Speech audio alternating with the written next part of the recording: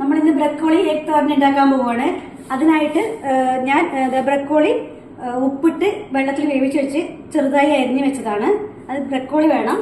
പിന്നെ 2 മുട്ട പൊട്ടിച്ച് ഉപ്പിട്ട് കലക്കി വെച്ചതാണ്. മുളക് വേണം. ഒരു പച്ചമുളക് ചെറിയ 1 മതി.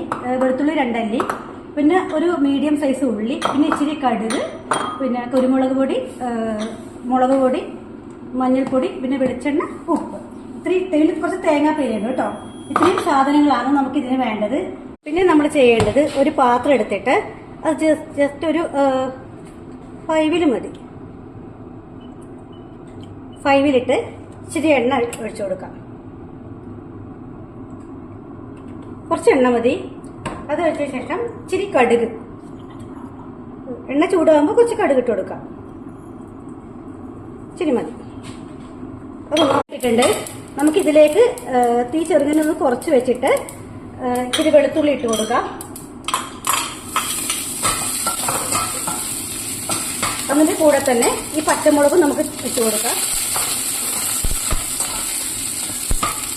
കുറച്ച് ഉള്ളി.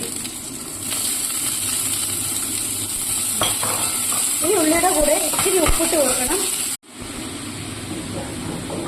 കുറച്ച് മുളക് പൊടി, കുറച്ച് മഞ്ഞൾപ്പൊടി. എല്ലാം ആവശ്യത്തിനനുസരിച്ച് മാത്രം മതി. അധികമൊന്നും ഇടണ്ട. അവരവരുടെ ആവശ്യാനുസരണം മാത്രം ഇട്ടാൽ മതി. ഇനി നല്ലോണം ഒന്ന് ഇളക്കി കൊടുത്തിട്ട് ഇത് നേരത്തെ വേവിച്ച് വെച്ചതുകൊണ്ട് തന്നെ പെട്ടെന്ന് ബ്രക്കോളി. നെക്സ്റ്റ് പിന്നെ ഇത് ഏകദേശം വെന്തിട്ടുണ്ട്. നമ്മൾ വേവിച്ചിട്ടുകൊണ്ട് തന്നെ പെട്ടെന്ന് ലെവലായി കിട്ടും. പിന്നെ ഈ മുട്ട ഇതിലേക്ക് ആഡ് ചെയ്യണം. നമ്മൾ പൊട്ടി വെച്ച് വെച്ച 2 മുട്ടയാണ്. ഉപ്പിട്ട് ഒന്ന് അടിച്ചു വെച്ച മുട്ടയാ. അത് ജസ്റ്റ് ഇതൊന്ന് ആഡ് ചെയ്തതിന് ശേഷം ഇതെല്ലാം കൂടെ ഒന്ന് മിക്സ് ചെയ്യുക.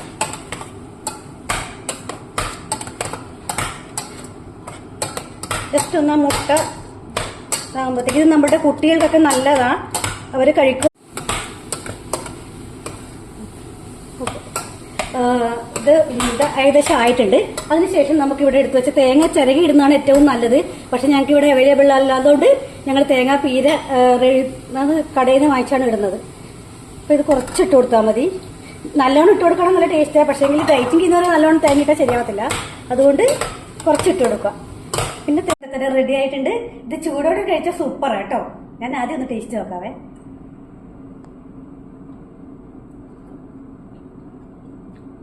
സൂപ്പറാ.